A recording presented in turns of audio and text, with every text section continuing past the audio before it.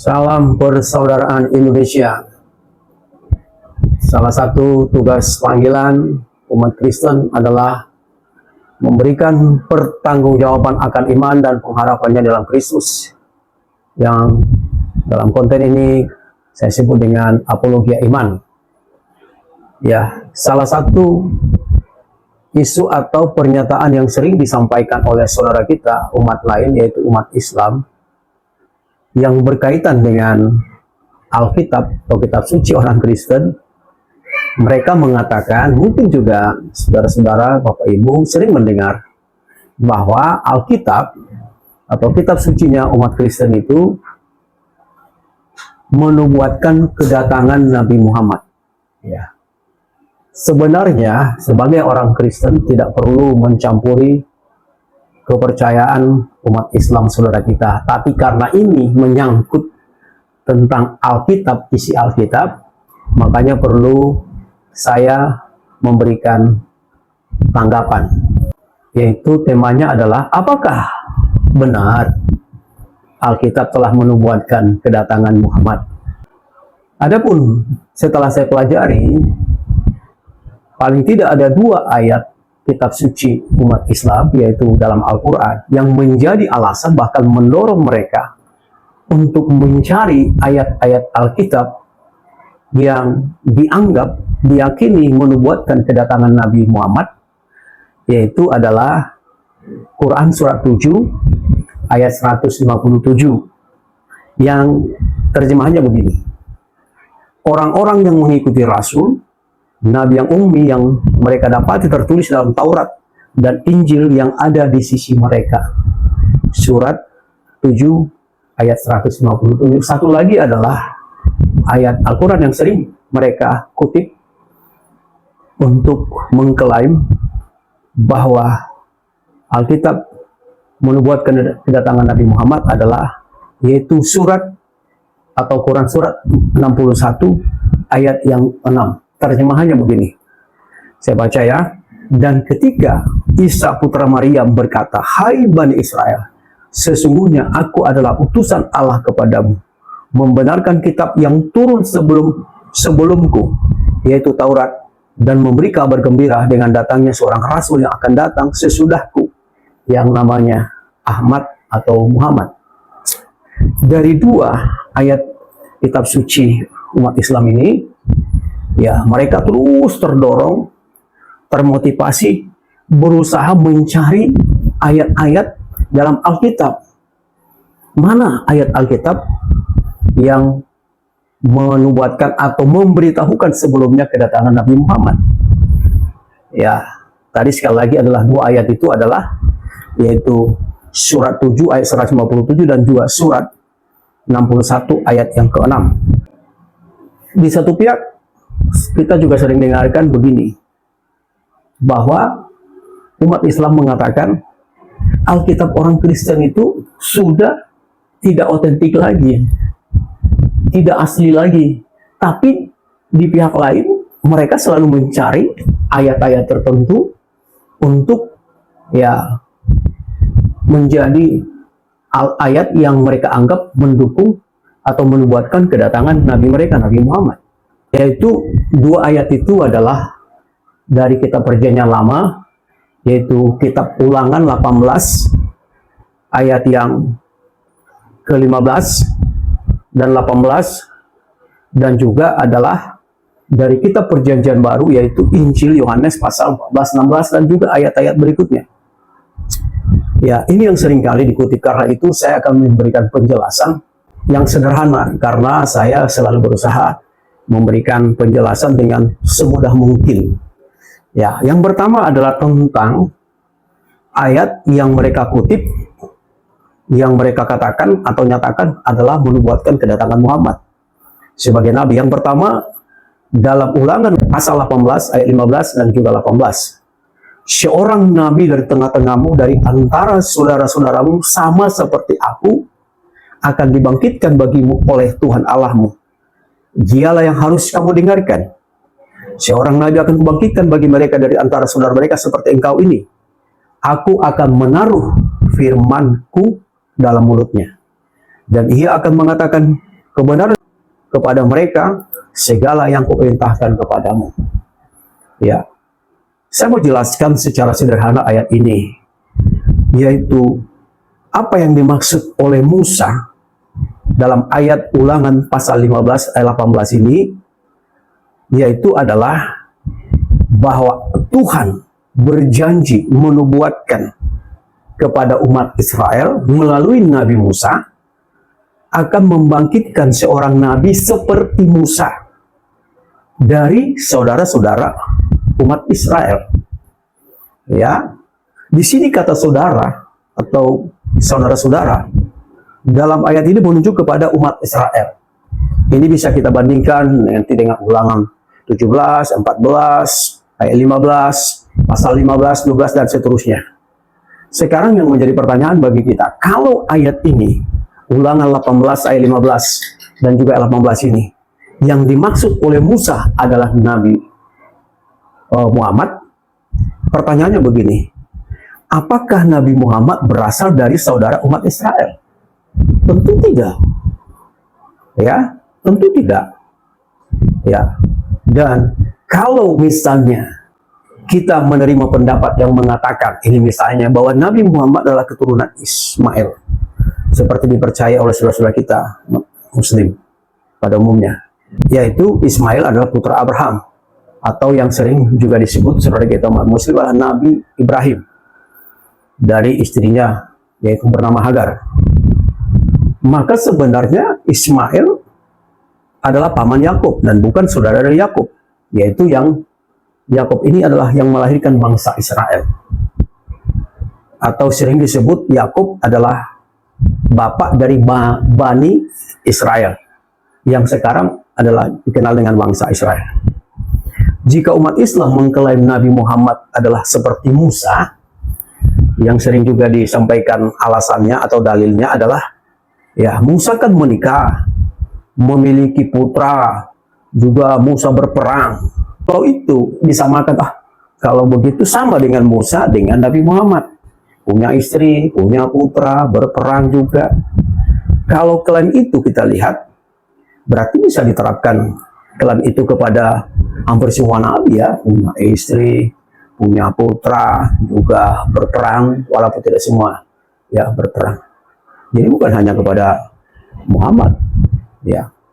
Tapi menurut pemahaman saya, yang benar adalah di dalam kitab Ulangan pasal 18 ayat 15 dan 18, yaitu yang dimaksud oleh Musa pada waktu itu adalah menubuatkan kedatangan Yesus. Salah satu jabatan Yesus dalam pelayanan adalah yaitu sebagai nabi selama dia ada dalam dunia ini.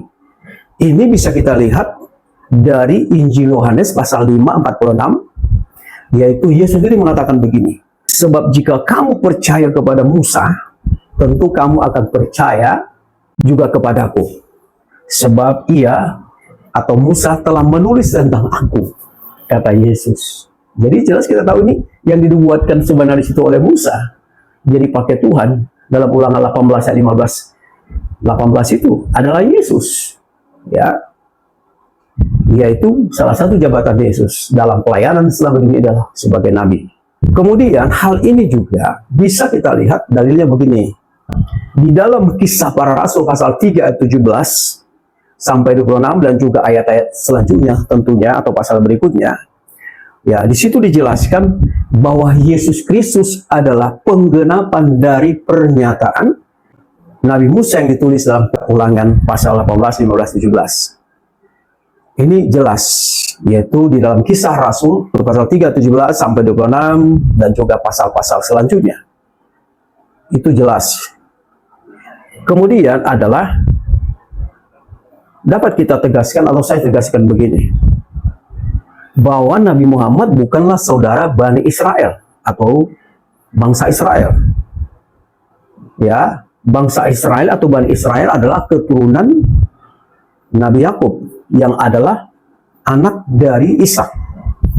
Ya, atau Yakub adalah cucu daripada Abraham atau Nabi Ibrahim. Nabi Muhammad adalah berasal dari bangsa Arab, keturunan Ismail. Jadi di sini tidak bisa disebut saudara ya. Ya, jauh lah itu hubungannya. Ya. Kemudian itu jelas. Jadi saya tadi sudah jelaskan bahwa yang dinubuatkan Tuhan lewat Musa di dalam kitab Ulangan pasal 18 ayat 15 17 bukanlah Nabi Muhammad, tetapi adalah Yesus Kristus yang dalam pelayanannya dalam dunia ini, misi penyelamatan yang dilaksanakan, dia salah satu jabatannya, perannya adalah sebagai nabi. Yang kedua adalah ayat yang sering dikutip atau digunakan saudara-saudara kita umat muslim untuk menyatakan, mengklaim bahwa di dalam Alkitab orang Kristen kedatangan Muhammad sudah dinubuatkan atau diberitahukan, yaitu kitab Injil Yohanes pasal 14 ayat 16, ayat 17, dan juga ada pasal 15 ayat 26. Ini bisa nanti dicek. Ya, singkatnya begini. Ya, bahwa ayat ini Yohanes 14, 16, 17, bahkan ayat 26, pasal 15 juga 26 seringkali dikutip. Wah, ini adalah ayat yang cocok ya untuk mengatakan ternyata Alkitab orang Kristen juga menubuatkan kedatangan Muhammad. Yaitu di dalam teks ini saya baca begini. Ia akan memberikan kepadamu seorang penolong yang lain supaya ia menyertai kamu selama-lamanya. Kalau bahasa mudahnya ini, Yesus mengatakan begini kepada murid-muridnya, bahwa Bapa atau Allah akan memberikan kepadamu, kepada murid-murid, seorang penolong yang lain, supaya ia, penolong yang lain itu menyertai kamu selama-lamanya atau tinggal bersama kalian. Pertanyaannya begini, kalau yang dimaksud ayat ini adalah Nabi Muhammad, apakah Nabi Muhammad menyertai murid-murid Yesus bakal tinggal dalam dirinya selama-lamanya? Tentu enggak. Jadi enggak masuk. Enggak cocok lah. Mau dicocok-cocokin pun ayat ini tidak cocok. Lalu disebut juga yang akan diutus oleh Yesus itu adalah roh kebenaran. Yaitu dikatakan Yesus, dunia tidak dapat menerima dia sebab dunia tidak melihat dia dan tidak mengenal dia, sebab ia menyertai kamu dan akan diam di dalam kamu. Ya, ini luar biasa ya. Jadi roh penolong atau roh penghibur atau roh kebenaran yang akan diutus oleh Yesus setelah dia kembali ke surga, dikatakan perannya salah satunya menyertai murid-muridnya, seperti tadi di atas sudah saya jelaskan. Bahkan yang lebih menarik lagi adalah bahwa roh penolong itu, roh kudus, roh kebenaran itu akan diam di dalam diri para murid atau setiap orang yang percaya kepada Yesus sepanjang zaman. Apakah mungkin, apa masuk akal bahwa Muhammad diam dalam diri setiap murid atau para rasul atau orang-orang percaya kepada Yesus saat ini? Nggak masuk akal, walaupun tetap dicocok-cocokin, mungkin nggak bisa, nggak cocok. Kemudian yang ketiga adalah, tetapi penghibur, kata Tuhan Yesus, ayat berikutnya, Roh Kudus yang diutus oleh Bapa dalam namaku, nama Yesus, dialah yang akan mengajarkan segala sesuatu kepadamu dan mengingatkan kamu akan semua yang telah kukatakan kepadamu. Jadi Yesus mengatakan, kalau Roh Kudus, Roh penghibur itu, Roh kebenaran itu datang kepadamu, hai murid-murid Yesus, dia akan mengingatkan kamu akan segala yang kukatakan kepadamu, akan mengajarkan segala sesuatu kepadamu. Pertanyaannya begini, apakah Muhammad mengajarkan segala sesuatu yang diajarkan Yesus kepada murid-murid Yesus? Zamannya aja beda. Dan nggak mungkin. Yang terakhir adalah, jika penghibur atau roh kebenaran, roh penolong itu datang kepadamu yang diutus oleh Bapa, yang keluar dari Bapa atau dari Allah, ia akan bersaksi tentang aku. Jadi murid-murid Yesus itu ketika mereka sudah menerima, didiami, disertai Roh Kudus, Roh Penolong yang dalam bahasa Yunani disebut Parakletos, itu datang mendiami murid-muridnya, yang menyertai murid-muridnya, maka dikatakan selain mengajarkan murid-muridnya tentang sesuatu yang sudah sampaikan, diajarkan Yesus kepada mereka selama bersama Yesus. Bahkan mengingatkan mereka untuk segala sesuatu yang telah disampaikan Yesus. Yang terakhir dikatakan adalah bahwa Roh Kudus itu, Roh Penolong, Parakletos itu akan memberikan kesaksian tentang aku, yaitu memberikan kesaksian tentang Yesus. Pertanyaannya begini, saudara-saudara, apakah Muhammad bersaksi tentang Yesus? Apakah Muhammad menyaksikan tentang Yesus? Tentu tidak. Ya, karena itu bahwa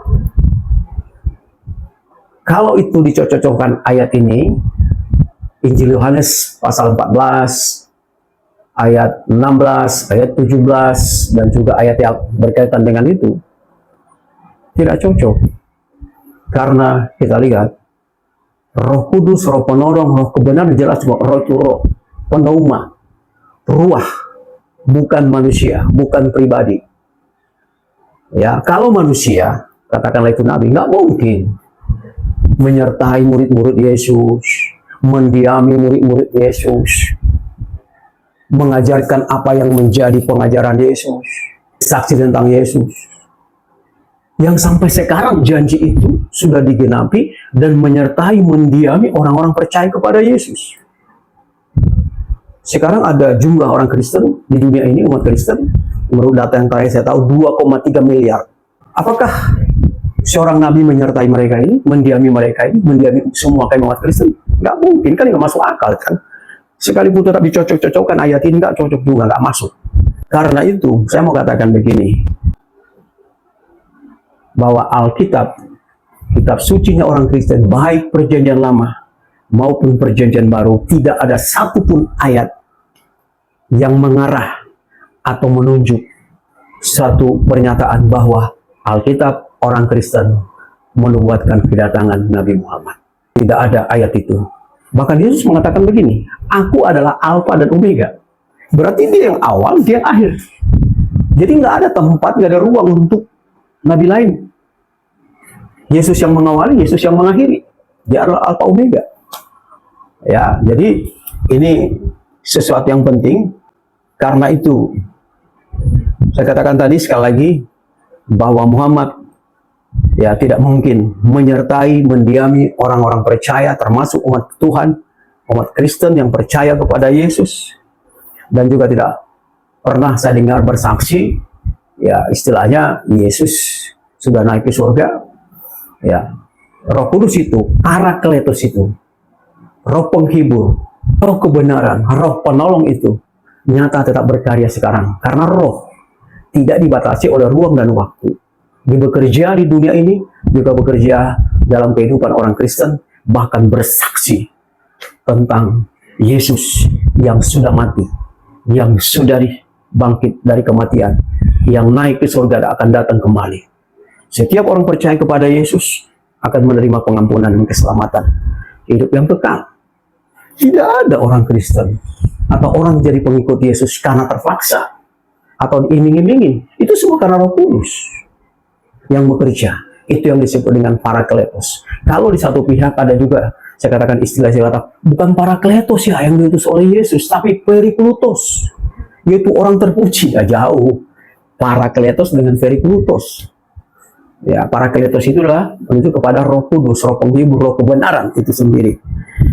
Karena itu, sebagai bagian yang terakhir adalah, yaitu saya mau katakan sekali lagi, bahwa Alkitab tidak pernah menubuatkan kedatangan Nabi manapun, termasuk Nabi Muhammad.